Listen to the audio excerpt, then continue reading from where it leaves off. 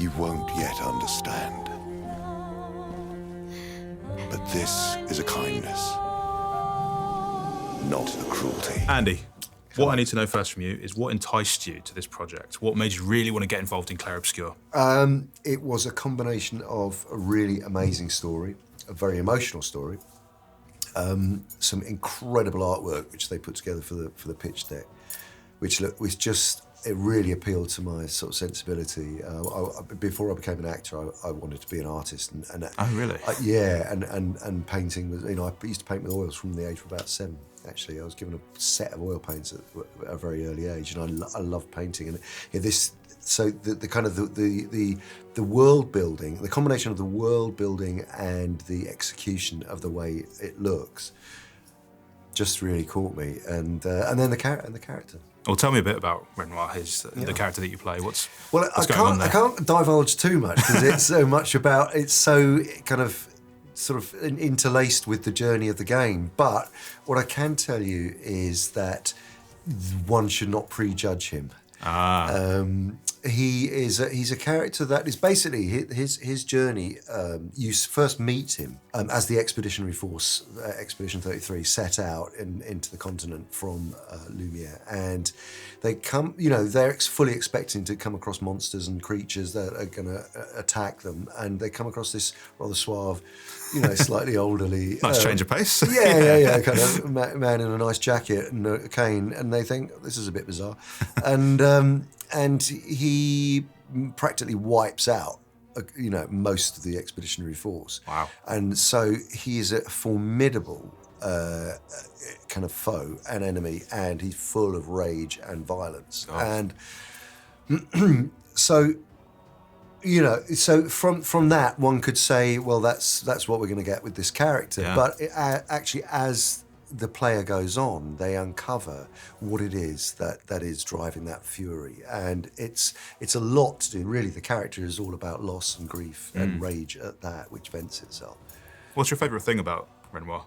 I think it's that it all is not what it seems at the beginning, and that it is a matter of unpeeling him bit by bit, and as I say, it's sort of intertwined with the journey of the game, and I think that's what appeals to me about a lot of characters, I suppose, I choose, which kind of on the outset could seem like one thing, but actually there's a lot more kind of meat on the bone. How much of that is revealed to you in casting before you get to sort of start sculpting this kind of character through your own performance? Good question. How much do you learn about beforehand? I mean, with Expedition 33, there was what I saw script-wise, which is, of course, when you send a film script, you're getting the whole story and you're getting the.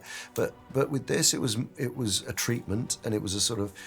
But I just had a feeling about the character. What was indicated in the treatment was really interesting, and I just thought, this. And as I say, it was a combination of the other things too. The whole journey, the emotional sort of, the arc of the story, and how he fits into it. So I think that was what was really appealing. So very sorry. Because you've been involved in so many different types of projects across film, across games, can you tell me what's different about doing it in a video game when it comes to performance? Well, this was actually quite a unique experience for me, because it wasn't like I have been involved in video games before, and I've directed a video game for the performance capture for a video game. I've played characters using performance capture where you're driving, you're authoring the whole role. What was different about this was the motion capture for this had already been completed. I'd seen the artwork and the concept work around the character, and so it was sort of, it was more like an animated movie where you're providing a voice for an animated creature or so, something like that.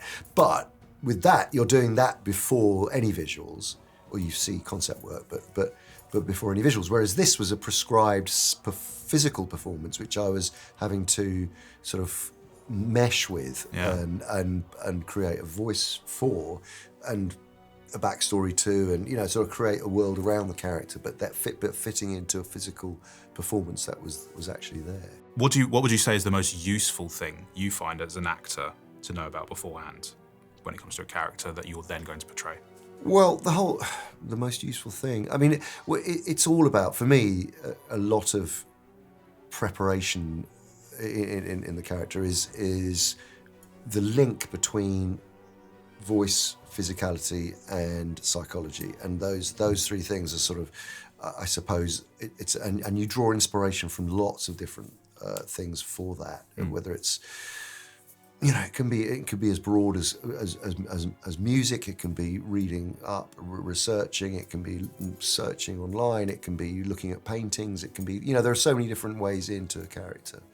And for this one, it was really, you know, I knew that the physical performance was there, so it was about really looking at that and finding.